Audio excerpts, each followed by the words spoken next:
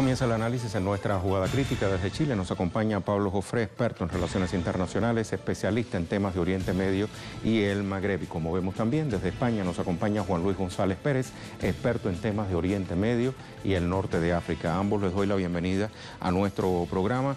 Pablo, voy a comenzar contigo. Vemos ya aquí cómo se van marcando posiciones, ¿no? Khalifa Haftar en Egipto consultando con Abdel Fattah el-Sisi, mientras Sarraj en Turquía consultando con Recep Tayyip Erdogan sobre el futuro de ese país que permanece balcanizado. Y mientras un alto el fuego que está en el limbo. ¿Cómo lo observas? O sea, un alto el fuego, Rey, permite saludarte primero a ti y al invitado de España. Es un alto al fuego unilateral, es un alto al fuego propiciado, declarado por una de las partes en conflicto. Recordemos que previo a este anuncio o a este intento de llamar a un alto al fuego, Fayez al-Sarraj se había reunido con sus patrocinadores, así como Haftar se había reunido en Egipto. También al-Sarraj se había reunido en Ankara con Recep Tayyip Erdogan, precisamente para orientar los caminos a seguir en función de que desde abril del año pasado, cuando se inicia la ofensiva sobre la zona occidental de Libia por parte de las fuerzas de Haftar, se había logrado acumular no solo fuerzas, sino también territorios a manos de este gobierno localizado en Tobruk. Por tanto, lo que estaba haciendo ahora este gobierno de acuerdo nacional era recuperar aquellos territorios que había perdido en la ofensiva de Haftar. Llamar a un alto al fuego implica, por parte de Haftar, o propiciar un alto al fuego, implica la posibilidad de poder rearmarse en función de las derrotas que había estado sufriendo en las últimas semanas. No hay una intención real, a mi entender, de un cese al fuego total, de un llamado a la paz o de negociar un acuerdo nacional tal que permita a las fuerzas beligerantes poder establecer el cese total de las acciones en la zona. Es simplemente rearmarse, buscar mejores perspectivas de acción, poder establecer lineamientos estratégicos con cada uno de los patrocinadores que tienen estas distintas fuerzas, que además son disímiles. Recuerda tú, Rey, que en Trípoli las fuerzas que apoyan a este gobierno del Acuerdo Nacional son muy variados. Claro que tienen reconocimiento en las Naciones Unidas, pero dentro de los que reconocen a Haftar por el otro lado, están también miembros de la ONU y también miembros de la Unión Europea, como es el caso de Francia.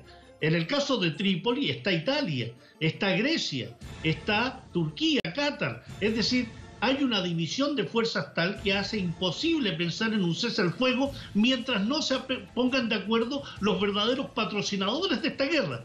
Que más allá de Haftar, que es un instrumento, y Fayez al-Sarraj, que es otro instrumento, aquí hay fuerzas en disputa donde hay empresas transnacionales, en Trípoli la empresa Eni italiana, en Tobruk la empresa Total francesa, y los gobiernos que hay detrás, Emiratos Árabes Unidos, Arabia Saudí, como patrocinadores, aquellos que financian, aquellos que les permiten abastecerse de armas, que deberían ser los que deberían estar sentados en la mesa de negociaciones.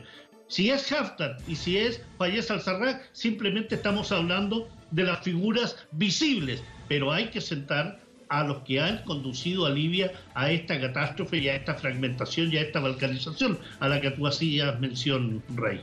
Con intereses, digamos, económicos, más allá de los políticos. Gracias, Pablo. Mantente con nosotros. Hay dos elementos aquí que tenemos que poner de relieve a la hora de ver una posible solución de este conflicto. Y la siguiente pregunta va para Juan Luis. Uno de esos dos elementos, Juan Luis, es Sirte. Digamos que la guinda del pastel ahora. ¿Quién se disputa Sirte y por qué tiene Sirte la trascendencia que ahora tiene? Bueno, un saludo, Rey, y a Pablo. Justamente cuando se inicia la contraofensiva desde el Gobierno de Unidad Nacional, lo primero que hace es liberar pues, los alrededores de Trípoli y fundamentalmente el aeropuerto. Luego han seguido un poco hacia el sur, han liberado o han retomado una base militar construida por los Estados Unidos después de la Segunda Guerra Mundial, la de Alguatilla. Y directamente su principal objetivo, donde han trasladado de momento la mayoría de sus fuerzas, ha sido a Sirte, porque es un poco la llave de los campos de petróleo que tienen en su poder las fuerzas de Haftar, del ejército nacional libio.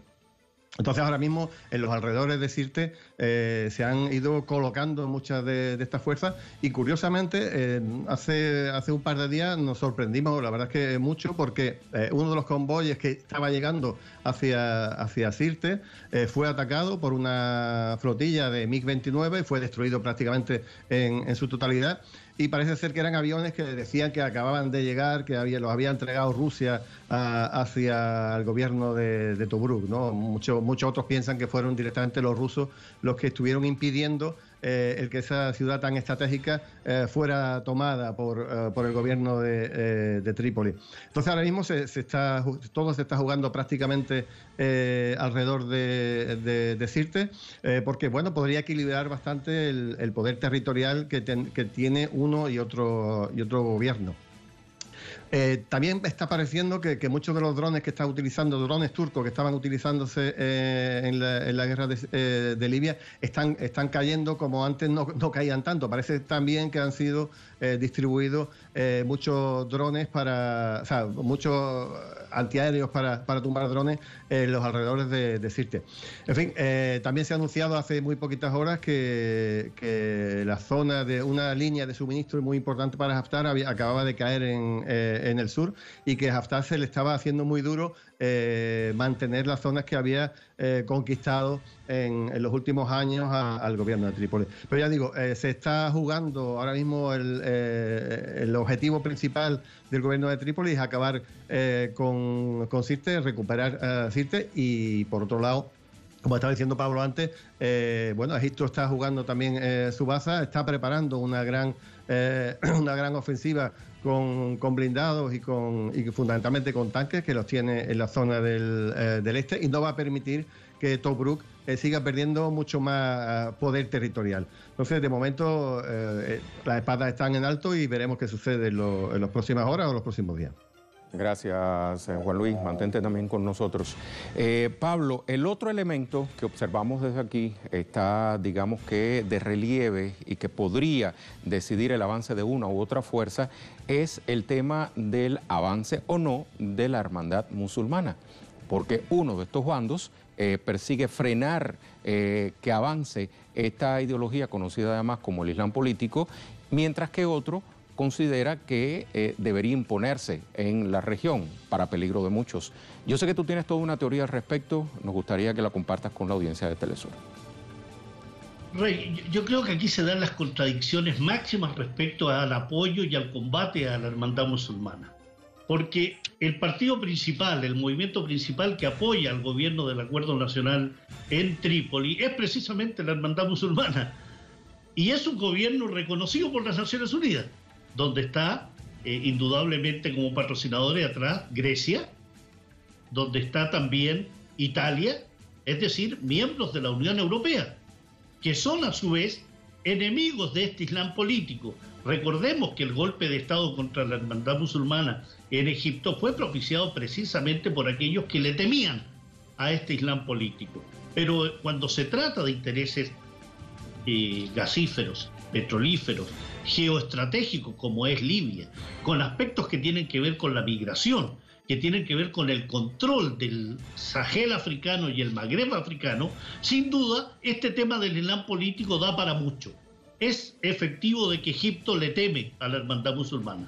Es efectivo que en ese contexto entonces todo el apoyo a Haftar obedece en la medida que Haftar y el gobierno de Tobruk y aquel dominio que tienen de las zonas petrolíferas, de gasoductos, van encaminados a establecer un colchón, un freno a ese avance del Islam político hacia el occidente, hacia el oriente, hacia la frontera con Egipto. Egipto no quiere tener problemas con la hermandad musulmana, ya los tuvo desde el punto de vista de la visión de Abdel Fattah al-Sisi y aquellos que le temen al Islam político. Y en ese plano, el que se esté apoyando a través de gobiernos como el de Italia, el de Grecia, la Unión Europea, Turquía y al mismo tiempo Qatar, a este gobierno de Trípoli, que significa un apoyo a la hermandad musulmana, los hace de inmediato enemigos y adversarios del gobierno de Tobruk.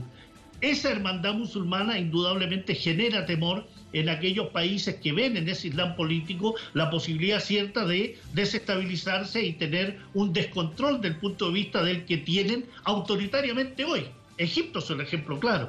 Egipto fue un país que durante décadas vivió bajo la autocracia de tres gobernantes tras la muerte de Nasser, y sin embargo Occidente nunca hizo un reclamo respecto a lo dictatorial o lo autoritario de Sadat, de Mubarak, en modo alguno. Pero llega la hermandad musulmana, no se establece más de un año y viene un golpe de Estado contra este Islam político. Así que hay detrás de ello no solo un temor respecto a los fundamentos ideológicos del Islam político, sino que hay un temor respecto a desestabilizar aquellos gobiernos que son más proclives a Occidente. Y por eso te hablo de la contradicción. Occidente apoya a Trípoli, el partido mayoritario, el movimiento mayoritario es el Islam político a través de la hermandad musulmana, y por tanto lo que está de fondo aquí, más allá de la ideología, son los elementos centrales: petróleo, gas, los yacimientos en la zona del Mediterráneo, el control de gasoductos y oleoductos,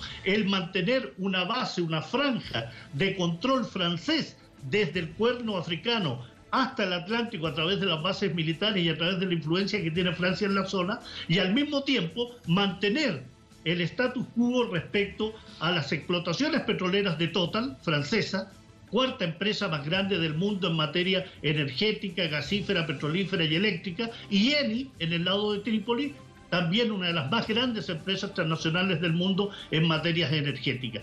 Por eso, más allá del Islam político, Rey, en resumen, más allá de eso, creo que es una excusa. Lo que hay de fondo tiene que ver con el apoderamiento, con la usurpación de las riquezas petrolíferas, gasíferas y las explotaciones futuras que van a haber en la zona. Gracias, Pablo.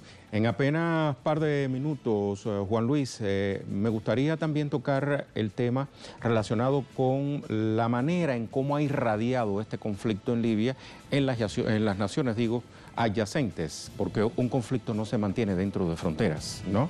Argelia, Níger, Chad, Sudán, el propio Egipto, Túnez. Efectivamente, como decía Pablo, el hecho de estar apoyando al Islam político, no olvidemos que la hermandad musulmana era a quien se quería beneficiar prácticamente en todos los países después de las supuestas primaveras árabes. Aquí esto no se detiene en Libia. Obviamente Egipto teme a la hermandad musulmana. Europa debe temer a la hermandad musulmana, entre todas las cosas, porque la hermandad musulmana, su brazo militar suelen ser los grupos terroristas como Al-Qaeda y el Estado Islámico. De hecho, la mayoría de los que están combatiendo ahora con Turquía son terroristas que estaban en el norte de Siria y han sido llevados por Turquía para reforzar al gobierno de Trípoli. Pero luego tampoco podemos olvidarnos de que Estados Unidos y la OTAN tienen en su punto de mira fundamentalmente Argelia, que es un país que todavía, bueno, además de que tiene petróleo y tiene mucho gas, mantiene una gran independencia del imperio, y precisamente uno de los papeles que está jugando Rusia para apoyar al gobierno de Tobruk y para que no caiga Haftar y para que el gobierno de Trípoli no controle el país, es justamente tener una línea de protección hacia Argelia, que es un país que, ya digo, se mantiene todavía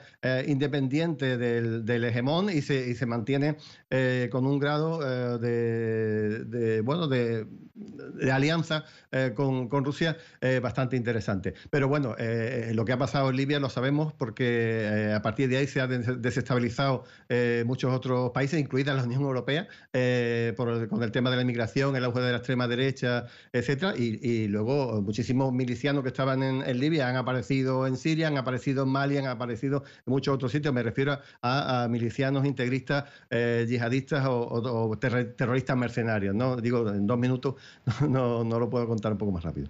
Muy bien, lo ha contado. Muchas gracias, Juan Luis. También le agradezco muchísimo a Pablo Jofré por su tiempo para esta jugada crítica. Hasta la próxima. Un abrazo a ambos.